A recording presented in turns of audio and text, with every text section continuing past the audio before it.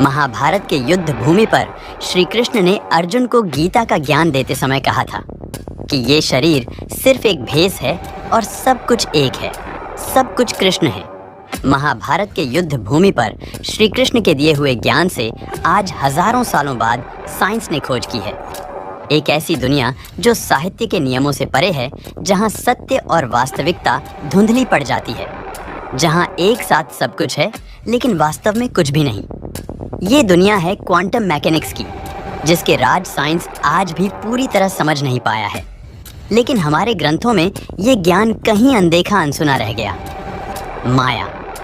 हिंदू धर्म में माना जाता है कि ये दुनिया और हमारे आसपास जो कुछ भी है सब माया है। ऐसे कई आध्यात्मिक व्यक्ति के बारे में बताया गया है जो अपने मन की शक्ति से किसी चीज में भी बदलाव ला सकते हैं, यानी अपनी वास्तविकता बदल सकते हैं। अपने शरीर का तापमान बदल सकते हैं, हवा से किसी भी चीज को उत्पन्न करना, बिना किसी यंत्र के मीलों दूर किसी से बात कर पाना, यहाँ तक कि एक स्थान पर बैठकर अपने आप को दुनिया के किसी भी कोने में प्रकट कर पाना। क्या ये सब वाकई मुमकिन है? शायद हाँ। अब तक साइंस इन बातों को माइथोलॉजी और स्यूडो साइंस मानता था, लेकिन जब उन्हें क्वांटम दुनिया के बारे में पता चला तब सब बदल गया। एक पूरी नई साइंस की फील्ड बन गई, जिसे आज हम क्वांटम मैकेनिक्स कहते हैं।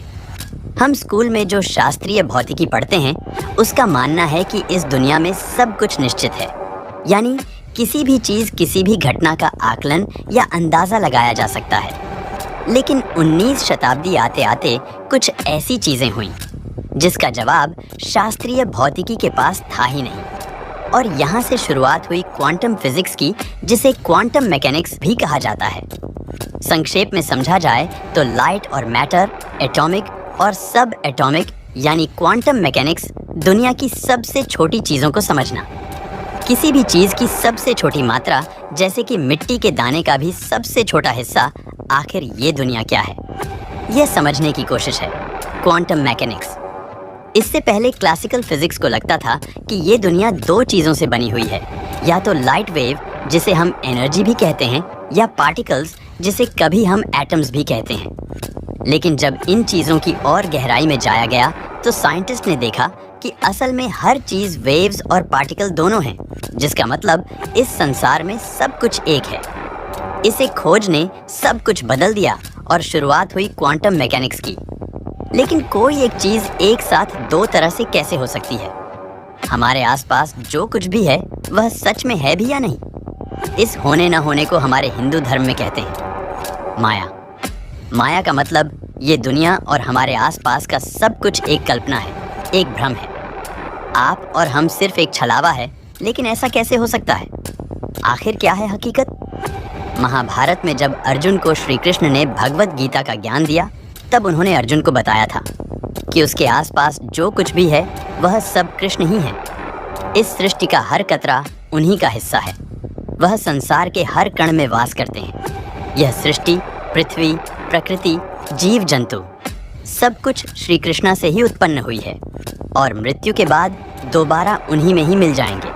और जिस तरह सारे क्वांटम पार्टिकल्स एक हैं और एक दूसरे से जुड़े हुए हैं, उसी तरह हम भी हमारी आत्मा के जरिए पूरे संसार के साथ जुड़े हुए हैं।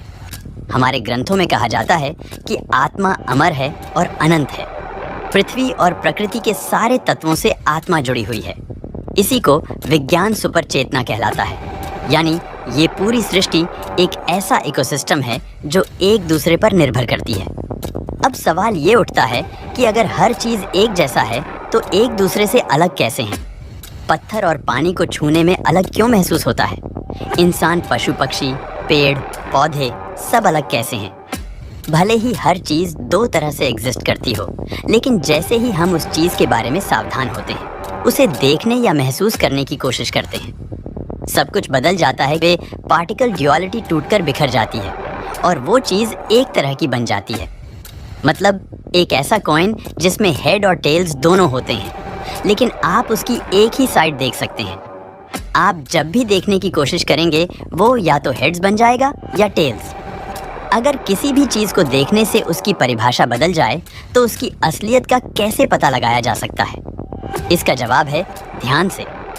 आपने कभी सोचा है कि हमारा दिमाग किसके कहने पर काम करता है? किसकी वजह से हमारी सांसें चलती है? साइंटिस्ट ने इंसानी दिमाग की गहराइयों में देखना शुरू किया। उन्होंने देखा कि किसी भी चीज की तरह इंसानी दिमाग भी दो तरह का दिखाई देता है। हमारे वेदों और उपनिषद में हमेशा एक इंसान के डुअल नेचर की बात की गई है। हर इंसान में एक भ्रमण और एक आत्मन होता है। भ्रमण यानी एक हायर स्पिरिचुअल भी, जिसे आत्मा भी कहा जाता है। सिंपल भाषा में कहें तो भ्रमण वो है जिससे हम सोच समझकर काम करते हैं, जैसे देखना, छूना, चलना। वहीं दूसरी तरफ आत्मन वो है जो हमारे कंट्रोल में नहीं है, बल्कि आत्मा वो है जिससे हम बने। लेकिन हमारे साधुओं को पहले ही इस चीज की नॉलेज थी। प्राचीन काल में कई योगी अपनी साधना के बल पर एक ऐसे स्टेट में पहुंच सकते थे जिसमें वो अपनी आत्मा को इस माया से बाहर निकालकर रियलिटी से जोड़ पाते थे। यहाँ तक कि वो साधना करते करते अपने शरीर को छोड़कर समाधि भी ले सकते थे। अगर वास्तविकता सिर्फ हमारी सोच से बनती है, तो क्या हम हमारी सोच बदलकर हमारी रियलिटी नहीं बदल सकते हैं? मेडिकल साइंस में एक टर्म होता है प्लेसिबो इफेक्ट, जिसमें कभी किसी इंसान को लगता है कि उसकी बीमारी ठीक हो रही है क्योंकि उसे बीमारी की दवा दी गई है, जबकि असल में उसे कोई दवाई नहीं बल्कि शुगर पिल दी जाती है। उसकी सोच की शक्ति से उसकी वास्तविकता थोड़ी देर के लिए ही सही, लेकिन बदल जाती है। इसी वजह से कई लोग मैनिफेस्टेशन में बहुत बिलीव करते हैं। मैनिफेस्ट करना यानी अपने मन और विश्वास की शक्ति से चीज़ों को सच कर पाना, जैसे पैसा, करियर में सक्सेस। लेकिन क्या हम भी हमारी सोच से फिजिकल चीज़ों को बदल सकते हैं? बात यह है कि क्वांटम मैकेनिक्स एक ऐसा रहस्य, एक ऐसी पहेली है जिसे आज तक कोई भी पूरी तरह से समझ नहीं पाया। अगर आपको लगता है कि आप क्वांटम मैकेनिक्स समझ गए, तो इसका मतलब है आप कुछ नहीं समझते। आज अपने यूनिवर्स के बाहर छुपे अनदेखे राज जानने की कोशिश कर रहा है, लेकिन ऐसा करने के लिए उसे सबसे पहले अपने अंदर झांकना होगा।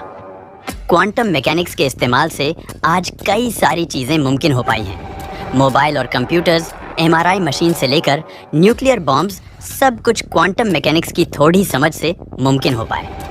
क्या होगा अगर हम इसे पूरी तरह समझा, तो शायद हम अमर होने का रहस्य जान लेंगे, या शायद टाइम ट्रैवल जैसी चीज़ें सच हो जाएंगी। इस बारे में आप क्या सोचते हैं? हमें कमेंट में ज़रूर बताएं। आपको वीडियो पसंद आए तो लाइक और शेयर